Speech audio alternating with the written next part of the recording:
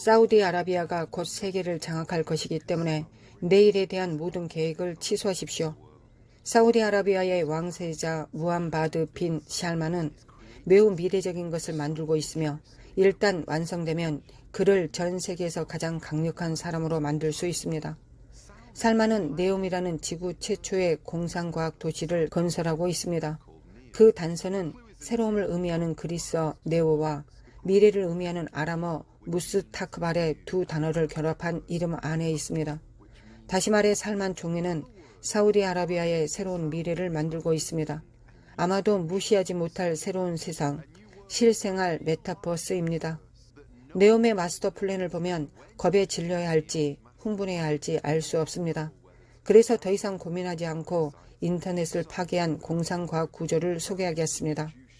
사우디아라비아의 목표는 아라비아 사막을 가로지르는 105마일의 더 라인이라고 하는 선형 도시를 국가 안에 건설하는 것입니다. 이것을 보십시오. 만약 왕세자가 이것을 성공시킨다면 더 라인은 실제로 지금까지 지어진 가장 큰 건물이 될 것입니다. 170km에 달하는 두 개의 동에 2,000개의 엠파이어 스테이트 빌딩이 있는 것과 같습니다. 그것은 살만이 초강력 물체를 만들려고 하는 것과 같습니다. 이집트 기자의 피라미드보다 훨씬 더 복잡합니다. 여기서 분명한 질문을 해봅시다. 인구 900만 명의 주민들의 삶은 어떻게 될까요? 아직 어떤 것도 예측할 수는 없습니다. 그러나 유출된 문서는 더 라인의 제5원소와 같은 영화에서 나온 것처럼 로봇 하인, 인공 달, 공룡 로봇 및 비행 택시가 있을 것이라고 밝혔습니다. 그러나 대중의 지식은 무엇입니까? 네옴이 물리적 세계에서 디지털 세계로 이동시킬 사람을 설계할 것이라는 것입니다. 학교에서는 실제로 홀로그램 교사가 있을 것이고 여행은 매우 효율적일 것입니다. 사람이 필요로 하는 모든 것이 걸어서 5분 이내에 있을 것입니다. 어떤 이유로든 떠나고 싶다면 탄소 배출을 전혀 사용하지 않고 끝에서 끝까지 20분 안에 여행할 수 있습니다. 정상적인 상황에서 이 규모의 프로젝트는 건설하는 데 80년이 걸립니다. 예를 들어 중국에 있는 세계 최대 산샤 댐은 완성하는 데 17년이 걸렸고 4,000명의 스텝으로 구성된 팀과 함께였습니다. 사우디아라비아는 2030년까지 더 라인을 완성할 것이라고 주장합니다. 이 모든 것이 단지 홍보용 연구라고 생각했거나 이 드론 영상을 확인했다면 더 이상 공상과학이 아닙니다. 사우디아라비아는 이미 20개의 인프라를 완성했고 그들은 이 꿈을 현실로 바꾸는 것에 대해 진지하게 생각하고 있습니다. 제 말을 들어보십시오. 네옴에 대한 연구를 처음 시작했을 때 저는 이 프로젝트가 얼마나 충격적인지 심각하게 과소평가했습니다. 이것을 보면 왕세자가 이 일을 해낸다면 그가 진정으로 전 세계에서 가장 강력한 사람 중 한 명이 될 수 있다는 제 말에 인정해야 합니다. 좀 더 깊이 다뤄보겠습니다. 파리는 상징적인 에펠탑을, 런던은 빅벤을, 뉴욕은 자유의 여신상을 가지고 있습니다. 사우디아라비아는 수도 리야드로 수백만 명의 관광객을 끌어들일 국가 상징을 원하는 자체 아이콘을 원합니다. 제한된 아이콘은 무카브 또는 큐브라고도 합니다. 이 큐브는 가로 400m, 세로 400m입니다. 20개의 엠파이어 스테이트 빌딩을 수용할 수 있을 만큼 클 것이며 지붕 자체가 매우 인상적일 것입니다. 구조물의 맨 위에는 수십억 리터의 물을 담을 거대한 크기의 호수가 있을 것입니다. 그 큐브는 당신이 본 어떤 곳과도 다릅니다. 바다 밑으로 가고 싶든 화성 표면으로 가고 싶든 상관없이 입장하는 모든 사람은 다른 세계로 이동될 것입니다. 큐브의 머리편 VR은 당신의 상상이 가고 싶은 곳 어디든 데려다 줄 수 있습니다. 먼저 사우디아라비아의 다음 프로젝트가 충격적이지 않다고 말하지 마십시오. 미래 트로제나 리조트 도시를 봅시다. 시간을 거슬러 올라가서 조부모님에게 사우디아라비아 사막에서 동계올림픽이 열리는 것을 상상할 수 있는지 물어보십시오. 그들은 뭐라고 말할까요? 미쳤다고 할 것이라고 생각합니다. 이것을 볼 때까지 저도 그랬을 것입니다. 2022년 10월 사우디아라비아는 2029년 동계올림픽 개최지로 선정되는 계약에 서명했고 단 3년 만에 이 건조한 사막을 호화로운 스키 리조트로 바꾸겠다고 주장했습니다. 그들은 명백한 이유로 100% 인공 눈을 사용할 것입니다. 또한 두산 사이에 끼인 볼트라는 겨울 마을을 만들 예정입니다. 지금 이것을 상상하고 있습니까? 위험이 너무 크고 데드라인은 협상할 수 없으므로 이 프로젝트가 완성될 것을 보장하기 위해 사우디아라비아는 5천억 달러를 준비해 두었습니다. 다시 한번 왕세자의 계획이 결실을 맺는다면 이것이 국가에 얼마나 많은 명성을 가져다 줄지 생각해 보십시오. 이것을 여러분과 공유해야 하는지 궁금하지만 저는 알고 싶습니다.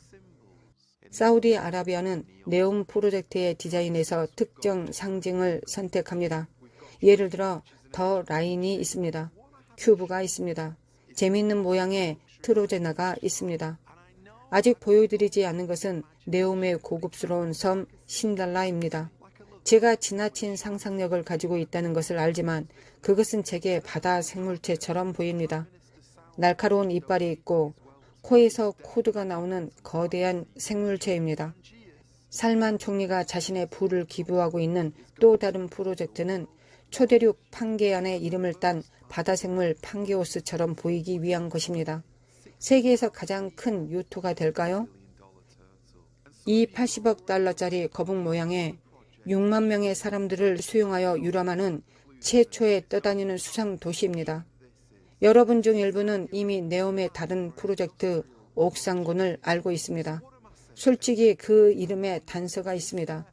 이것이 어떤 모양인지 놀랄 일이 아닙니다.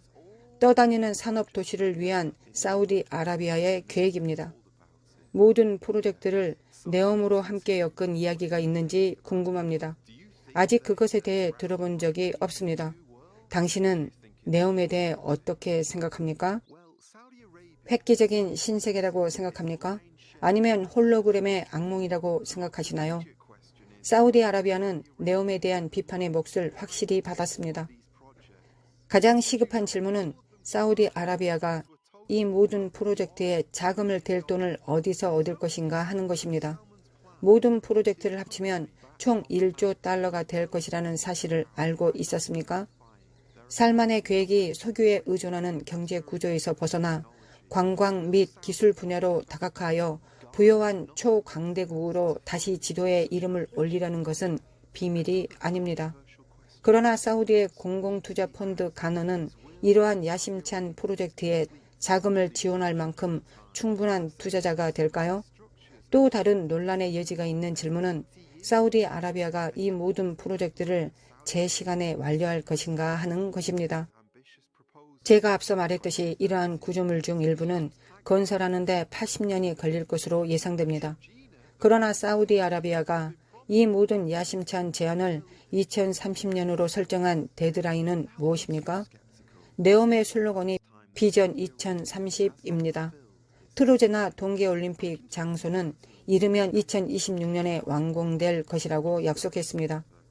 사우디아라비아가 임무를 이행하지 못한 것은 이번이 처음이 아닙니다.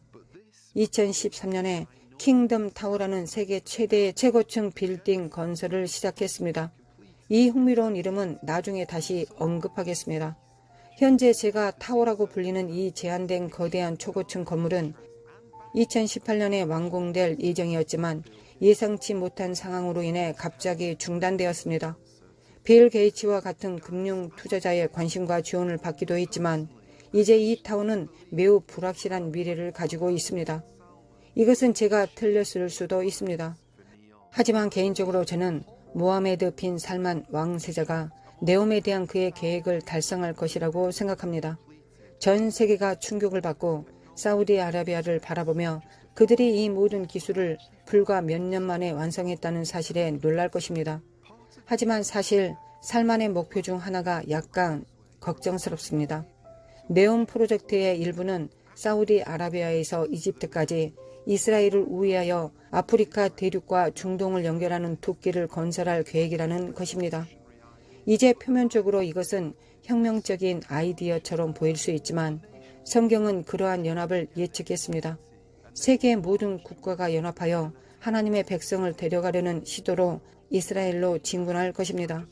다시 여기에 도달하는 것은 아마도 제가 지나친 상상력을 사용할 것일 수도 있지만 이 두 길은 잠재적으로 잘못된 사람의 손에 있는 무서운 도구가 될 수 있습니다.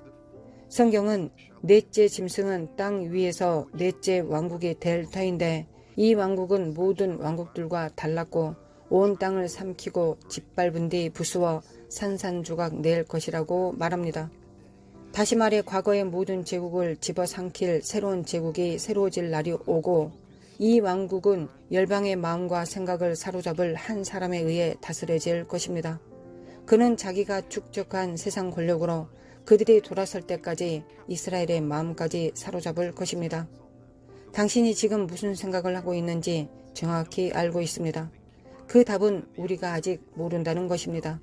이 사람이 누군지 많은 추측이 있습니다. 우리는 무수히 많은 추측을 하지만 궁극적으로 우리는 명확하게 그 답을 알지 못하고 있습니다. 확실한 것이 하나 있습니다. 마지막 날에 새로운 미래, 새로운 빛나는 세상이 우리에게 약속될 것이고 이 새로운 세상과 그 법에 사로잡힌 남녀에게 대배교가 있을 것입니다. 바벨탑을 쌓을 때 사람들이 그랬던 것처럼 하나님을 대적하여 연합할 것입니다. 당신은 이미 모든 남녀가 권력을 갈망한다는 것을 알고 있습니다. 당신은 이미 세계의 모든 국가가 역사에 남기고 싶어 한다는 것을 알고 있습니다. 그것이 사우디아라비아의 킹덤 타워가 기대되는 이유입니다. 모든 사람이 자신의 왕국을 건설하려고 하고 예수 그리스도의 왕국을 건설하는 데 관심이 거의 없기 때문입니다. 이것이 바벨탑에 대한 동기였습니다. 성경은 말합니다. 또 이르되 자 우리가 우리를 위해 도시와 탑을 세우고 탑의 꼭대기를 하늘에 닿게 하며 우리가 우리를 위해 이름을 내고 이로써 온 지면에 널리 흩어짐을 면하자 하매 사람들이 잊을 수 없는 어떤 것을 남기고 싶어 했다는 것을 알 수 있습니다. 그들은 유산을 남기고 싶었고 오늘날 아무것도 변하지 않았습니다. 그들은 이 지구가 우리가 가진 전부인 것처럼 이 땅에 천국을 만들기 위해 모든 것을 건설하고 있었습니다. 그러나 성경은 우리에게 언젠가 이 지구에 있는 모든 것이 사라질 것이고 녹아 없어질 것이고 파괴될 것이라고 경고합니다.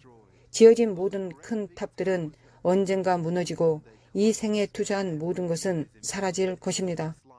바벨탑 건설자들도 이것을 배워야 했습니다. 그들은 새로운 미래, 새로운 세계를 건설하기 원했고 목표를 달성하는 데 도움을 줄 한 명의 지도자가 있었습니다. 이 사람은 니무롯입니다. 그의 목표는 사람들을 연합하여 하나님을 대적하는 것이었습니다. 사실 바벨론의 바벨탑에 대한 번역은 문자 그대로 하나님의 문을 의미합니다. 그들은 계단이 있는 지구라트와 같은 구조를 지었습니다. 하나님을 폐위시키는 그들의 욕망은 하늘까지 올라갈 수 있는 것을 목표로 삼았습니다. 그것은 하나님에 대한 오만한 반역이었고 오늘날 현대인들도 마찬가지로 하나님과 그분의 법에 위배되는 것들로 연합할 수 있는 것입니다.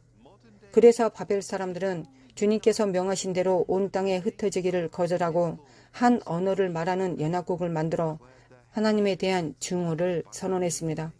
다음에 무슨 일이 일어났는지 정확히 알 것입니다. 하나님이 실제로 그들에게 내려오셔서 언어를 혼잡하게 하셨습니다. 하나님은 서로 알아듣지 못하게 하셔서 바로 건설 프로젝트를 중단해야 했습니다.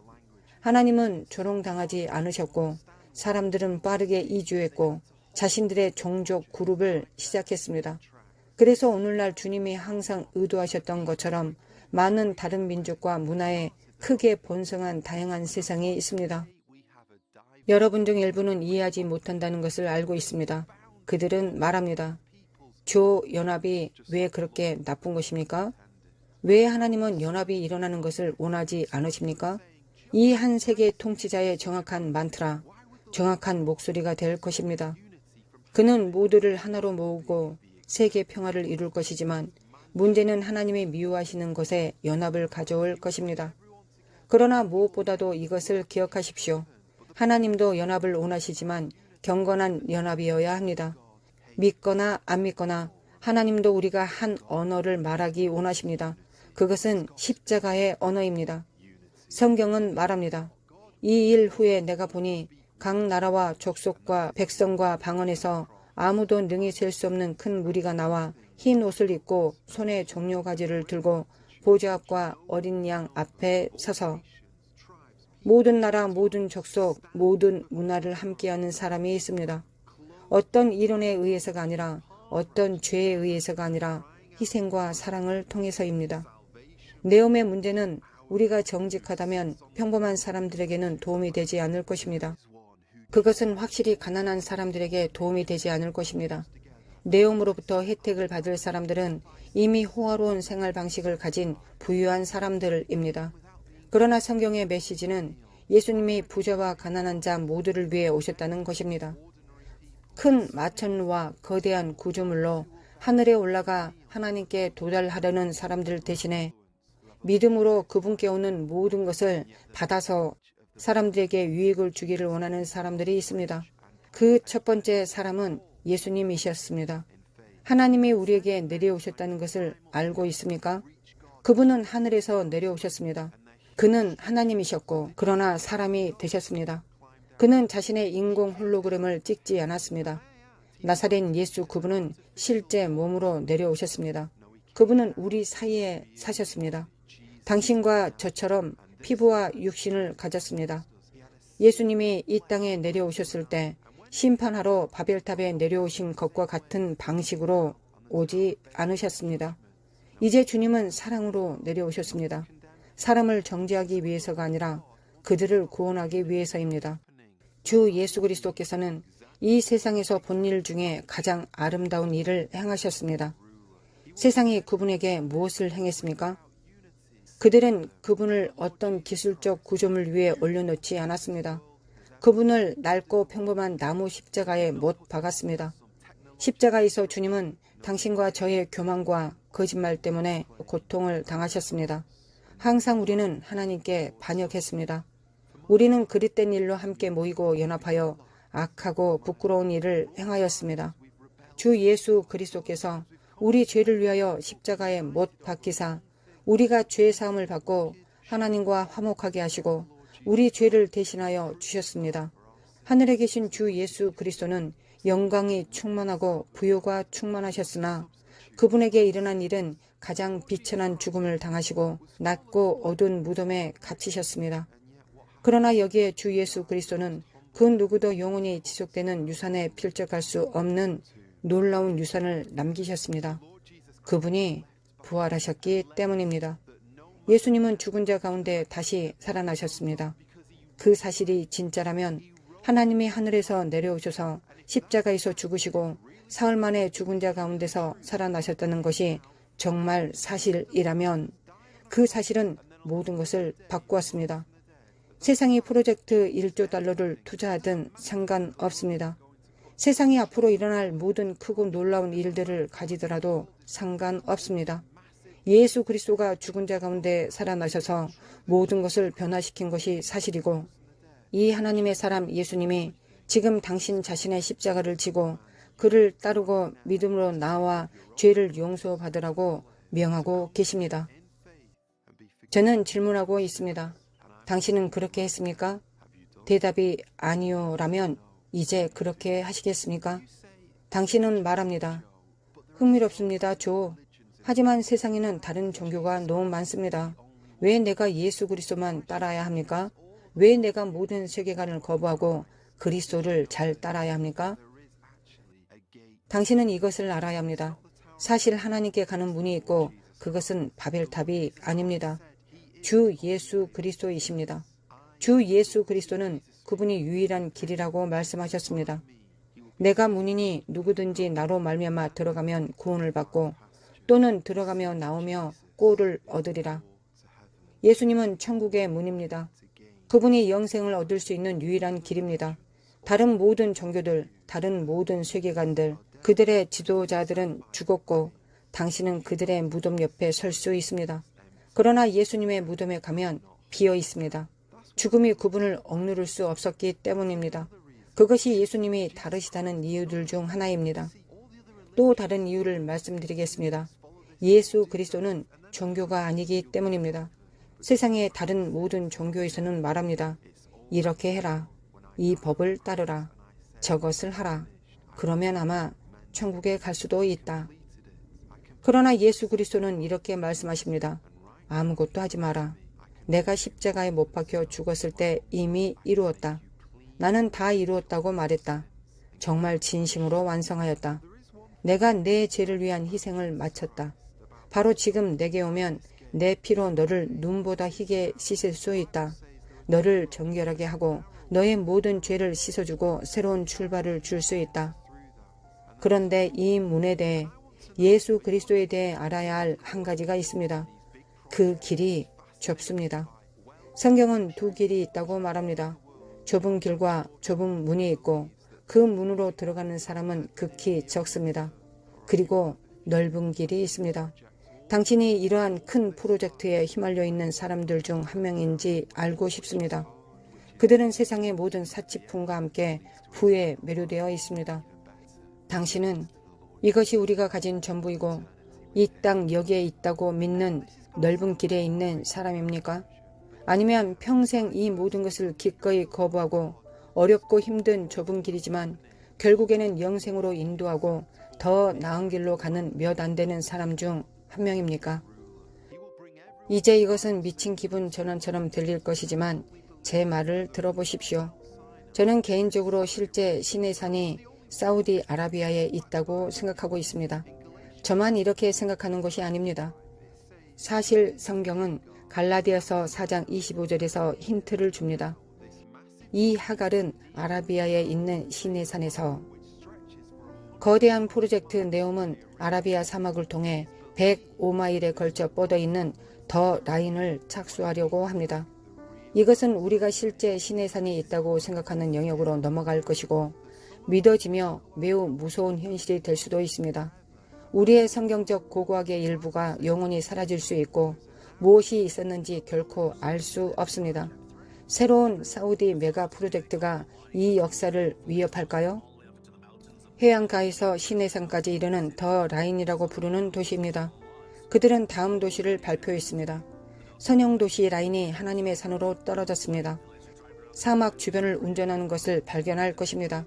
그들이 건설하고 있는 새로운 도로이고 이 전체 캠프는 노동자들을 위해 세워졌습니다. 단연간의 프로젝트입니다. 우리는 그들이 그러지 않기를 바랄 뿐입니다. 가능성 있는 길이지만 성경적으로 중요한 것은 무엇이든 파괴되는 것을 고려해야 합니다.